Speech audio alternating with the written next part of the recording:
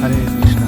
जगत गुरु श्री प्रभुपाद की जय। इस उपनिषद के इस मंत्र में श्रील प्रभुपाद दो तरह के लोगों की बात कर रहे हैं। एक जो सुर हैं और असुर हैं। सुर वो लोग हैं, श्रील प्रभुपाद बोल रहे हैं, जिनको अपनी रिस्पॉन्सिबिलिटी पता है। कौन सी रिस्पॉन्सिबिलिटी पता है? कि हमें इस भौतिक संसार से बाहर निकल के भगवत धाम जाना है। इनको हमारे शास्त्रों में उदार प्रवृत्ति के लोग बोला गया है। और दूसरे हैं असुर। और श्रील प्रभुपाद बोल रहे हैं असुर जो हैं वो अपनी जो जिम्मेदारियां हैं, रिस्पॉन्सिबिलिटीज़ हैं, उनके अनदेखा करते हैं वो लोग, और उनको हमारे शास्त्रों में कृपण कहा गया है।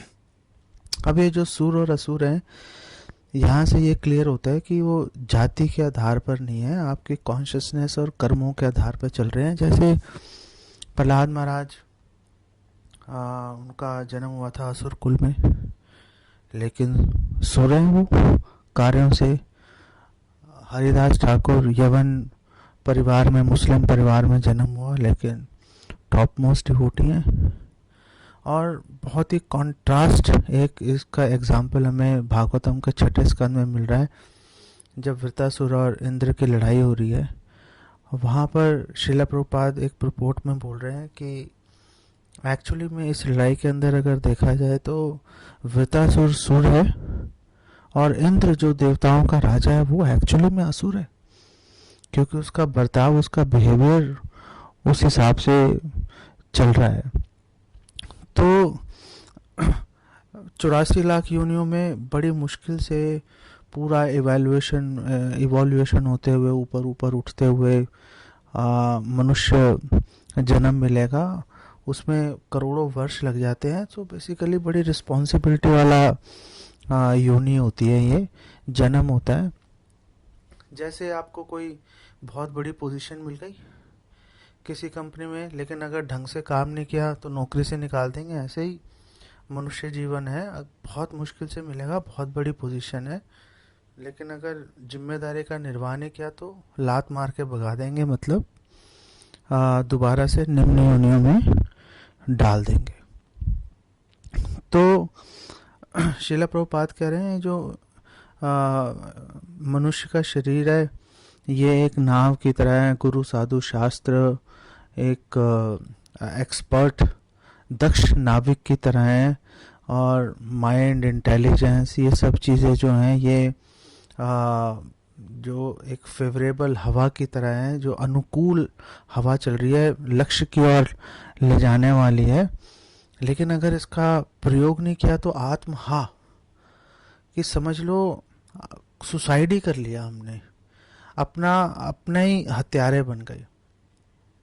इज़राइल हर धर्म में एक्चुअली में आत्महत्या के अगेंस्ट बहुत ही स्ट्रिक्ट बात कर रखी है स्क्रिप्चर्स में। इवन इज़राइल में जो यहूदी हैं, इनके अंदर भी आत्महत्या के बारे में बिल्कुल स्ट्रिक्टली मना है। इनफैक्ट वहाँ पे एक कासल है, जैसे हमारे यहाँ लाल किला है और दुनिया भर के किले हैं, ऐसे वहाँ पर भी एक किला है। और वहाँ पर ऐसी स्टोरी आती है कि लोग वहाँ पे फंस गए थे, 8-9 सैनिक फंस गए थे, और दुश्मनों ने नीचे से घेरा डाल दिया था। तो जितना उनके पास खाने पीने का सामान था, धीरे धीरे सब खत्म हो गया। दुश्मन नीचे है, उतर नहीं सकते नीचे। तो अब क्या करें? दुश्मन के हत्थे भी नहीं चढ़ना चाहते, दुश्मन धीरे धीरे ऊपर उठ रहा है, तो सुसाइड कर नहीं सकते। तो उन्होंने फिर पर्ची डाली कि सुसाइड कौन करेगा।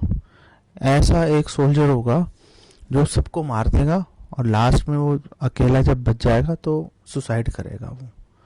तो इतना स्ट्रिक्ट प्रोविजंस हैं कि आप सुसाइड नहीं कर सकते किसी भी हालत में, क्योंकि शरीर जो है वो बेसिकली भगवान की संपत्ति है, भगवान की सेवा में यूज़ होगी।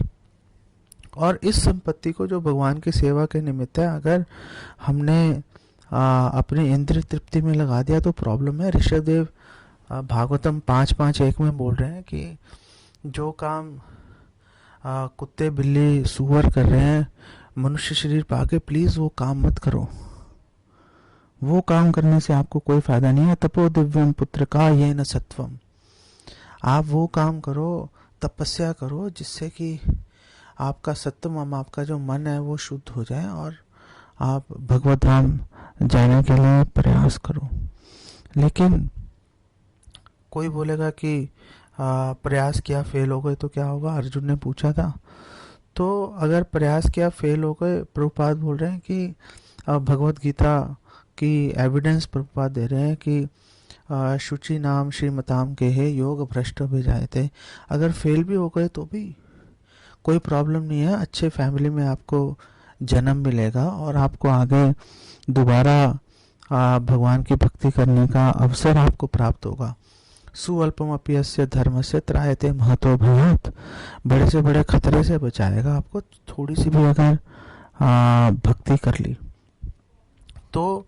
तपस्या करो, भक्ति करो भगवान की सेवा के लिए। कई बार प्रभुपाद बोल रहे हैं कि असुर भी कई बार यज्ञ इत्यादि करते हैं, लेकिन वो पूजा लाभ प्रतिष्ठा के लिए करते हैं, उसकी एक्चुअली में कोई वैल्यू नहीं है। लास्ट में श्रील प्रभुपाद बोल रहे हैं, देखो दो तरह की प्रॉब्लम्स भौतिक नेचर सामने रखती है, दो सेट्स हैं प्रॉब्लम के। पहला सेट है आहार निद्रा भय मैथुन, और दूसरा सेट है जन्म मृत्यु जरा व्याधि। तो श्रील प्रभुपाद कह रहे हैं कि जो आहार निद्रा भय मैथुन है, ये तो कुत्ते बिल्ली जानवर निम्न योनि के जो प्राणी हैं वो भी लगे हुए हैं इसको सॉल्व करने में, तो उसमें अपनी कॉन्शियसनेस, अपनी चेतना उसमें मत घुसाओ। जन्म मृत्यु जरा व्याधि, ये प्रॉब्लम जिसका हल निम्न योनियों में नहीं निकल सकता, तो ये मनुष्य जन्म मिल गया तो जन्म मृत्यु जरा व्याधि को सॉल्व करने में लगाओ। अगर नहीं लगाया तो समझ लो आत्महत्या कर ली, जाने या सुनिया विष खाई नो। हरे कृष्णा। श्रील प्रभुपाद की जय।